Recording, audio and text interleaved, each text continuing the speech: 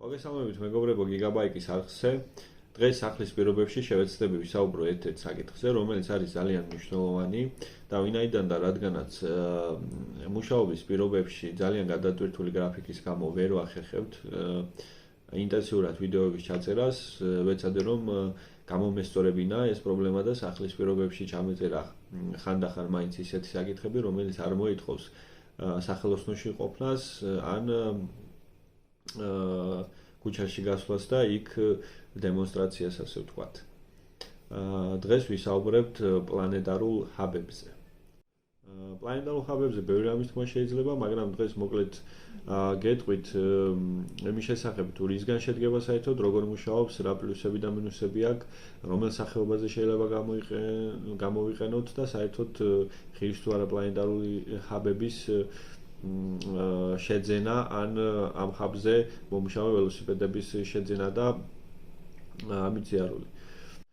პლანეტარული ჰაბი არის ისეთი ჰაბი, რომელშიც შიგნით მოთავსებული არის კბილანებისა და მექანიზმების ერთობლიობა, ასე ვთქვათ, და იგი წააგავს ავტომობილის ავტომატურ გადაცემათა კოლოფს, არის დახურული სისტემა და სიჩქარები მიიღწევა ამ კბილანების ხარჯზე. რატომ ეძახიან პლანეტარულს? პლანეტარულს იმიტომ ეძახიან, რომ შიგ კბილანები ისე არის განთავსებული, რომ წააგავს მზის სისტემას, ასე ვთქვათ, გააჩნია შუაში ცენტრალური კბილანა, შემდეგ აქვს მის გარშემო მბრუნავი კბილანა და ორბიტისებური კბილანა, რომელიც უზრუნველყოფს ამ ორ ცენტრალურსა და მბრუნავ კბილანებს შორის კავშირს. სიჩქარების გასაზრდელად ეს კბილანები, ანუ პლანეტარული კბილანების წყება შეიძლება იყოს რამდენიმე და სიჩქარები მიიღწევა ამა თუ იმ კონკრეტული კბილანის დაბლოკვით, გაჩერებით ან პირიქით. არსებობს ორი ტიპის პლანეტარული ბუდე. ეს არის, ასე ვთქვათ, დახურული ზეთის კამერით, რომელიც იპოხება და არის მშრალი შეპოხვით, ანუ ჩვეულებრივი ესეც დახურულია, რა თქმა უნდა, მაგრამ არ არის ჰერმეტული და ჩვეულებრივი ეგრეთ წოდებული ტაოტით იპოხება. ყველაზე მარტივი პლანეტარული ბუდე შედგება 3 სიჩქარისგან და შეიძლება მივახციოთ 14 სიჩქარემდე. Shimano's და SRAM-იც უშვებს პლანეტარულ ბუდეებს. ეს არის Shimano-ს შემთხვევაში Alpine, ასე იკითხება, ალბათ Alpine, ასე აწერია და არის Nexus-ი. SRAM-ის შემთხვევაში S7, S8, ასე ქვია. და S11 თუ არ ვცდები. მოკლედ, ასევე არის სხვა ბრენდები, რა თქმა უნდა, ბევრი, მაგრამ ყველაზე ცნობილი და ძვირიანი არის Roloff-ი, რომელიც უშვებს ყველაზე ხარისხიან პლანეტარულ ბუდეებს. ახლა ვისაუბროთ პლუსებზე და მინუსებზე. მოკლედ, რა პლუსი აქვს პლანეტარულ ბუდეს?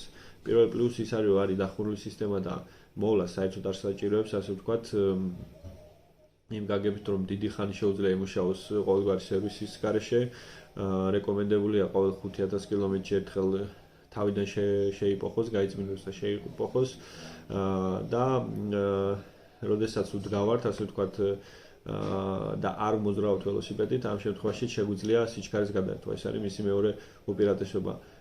იმ შემთხვევაში, როდესაც კლასიკურ ველოსიპედზე აუცილებელია ბარბაცამ იბრუნოს, ანუ სისტემა მოქმედებაში უნდა იყოს, რომ სხვადასხვა სიჩქარეში გადავრთოთ, პლანეტარულ ბუდეს ეს არ სჭირდება. მოკლედ, მიუხედავად ყველაფრისა, ეს პლანეტარული სისტემაც ენერგიას გადაცემს ჯაჭვის მეშვეობით და ეს ჯაჭვიც გავს ძალიან კლასიკურ სისტემას, მასაც მოვლა სჭირდება და პრინციპში ეს არც პლუსია და არც მინუსი. ამ სერვისის თავიდან ასაცილებლად გამოიგონეს ეგრეთ წოდებული რემენი, მაგრამ რემენსაც აქვს თავისი მინუსები. რემნის წამოსაცმელად აუცილებელია სპეციალური ჩარჩო, რომელიც გადახსნილია იმ ადგილას, ანუ რემენს არ აქვს გამხსნელი და ჩამკეტი, როგორც ჯაჭვს და შესაბამისად ჩარჩოზე გვიწევს ამ გამხსნელის და ჩამკეტის გაკეთება.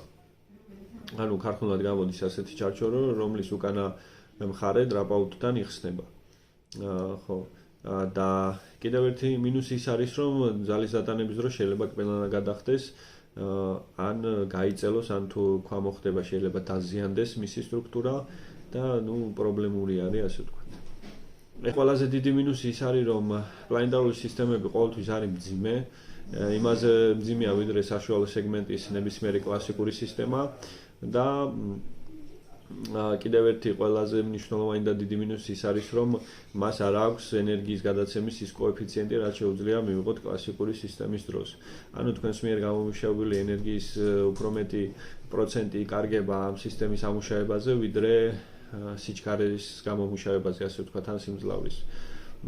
შესაბამისად თქვენ ვერ განავითარებთ ისეთ დიდ სიჩქარეს იმავე ენერგიის დახარჯვით რა ენერგიასაც დახარჯავდით ვთქვათ კლასიკური კბილანების შემთხვევაში. მიუხედავად ამისა, პლანეტარული სისტემა კარგია ქალაქის პირობებში ან ისეთ პირობებში, როდესაც ადამიანს არ უნდა თავის შეწუხება, ასე ვთქვათ, ამა თუ იმ სერვისისათვის და ასევე არ უნდა თავის შეწუხება გაარჩიოს მარჯვენა და მარცხენა, წინა და უკანა გადამთვალები. პლანეტარულ სისტემაზე არის ერთი გადამთვალი, რომელიც ვთქვათ ერთ შემთხვევაში აადვილებს მოძრაობას, მეორე შემთხვევაში ართულებს მოძრაობას და ენერგიას სიჩქარეში გადაყავს, ასე ვთქვათ. და ნუ ყველასთვის ხელმისაწვდომია, ასე ვთქვათ, მარტივი კონსტრუქცია არის და ამიტომ შეიძლება ითქვას, რომ გამართლებულიც არის.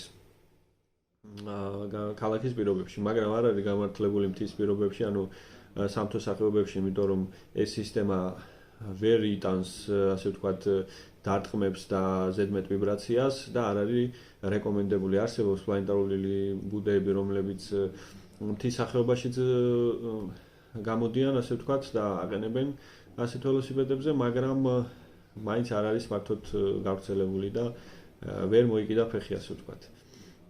კიდევ ერთი მინუსი შეიძლება იყოს ის, რომ მისი სერვისი ყველას არ შეუძლია, ანუ მას სპეციალისტი სჭირდება. აი ხო მაგალითად ჩვენთან კეთდება ამის სერვისი, მაგრამ ბევრი სახელოსნო ვერ აკეთებს. პლანეტარულ და ბევრ ქალაქში არ არის ხელმისაწვდომი. შესაბამისად ადამიანი თავს არიდებს ასეთი ველოსიპედის და ასეთი ბუდის ყიდვას.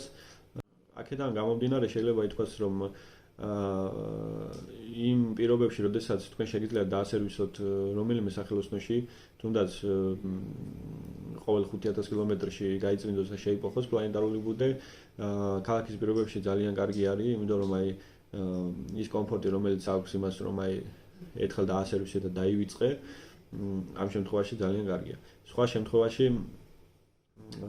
რა ვიცი, აბა კლასიკური სისტემა ჯობია, რა თქმა უნდა. მაგრამ ჩვენ აქ იმაზე არ ვსაუბრობთ, რომელი ჯობია და რომელი არა.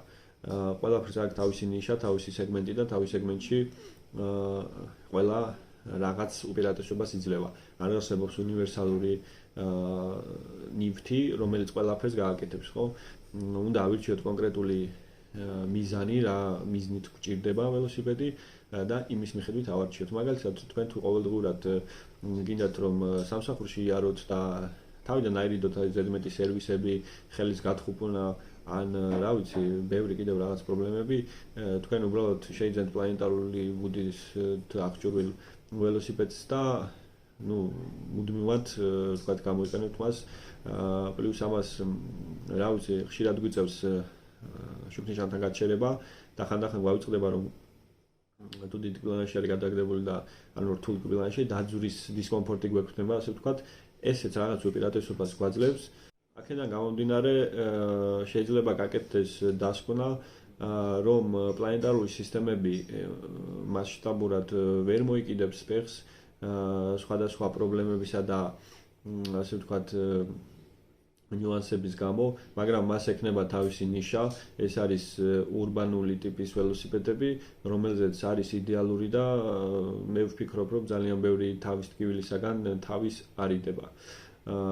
ამიტომ გაითვალისწინეთ ეს რჩევები, გაითვალისწინეთ ის, რაც დღეს ვისაუბრე და ამის შემდეგ გადაწყვიტეთ, გიღებთ თუ არა პლანეტარული ბუდიანი ველოსიპედის შეძენა, თუ გირჩევნიათ კლასიკურ ველოსიპედზე, კლასიკური სისტემის მქონე ველოსიპედზე მოძრაობა.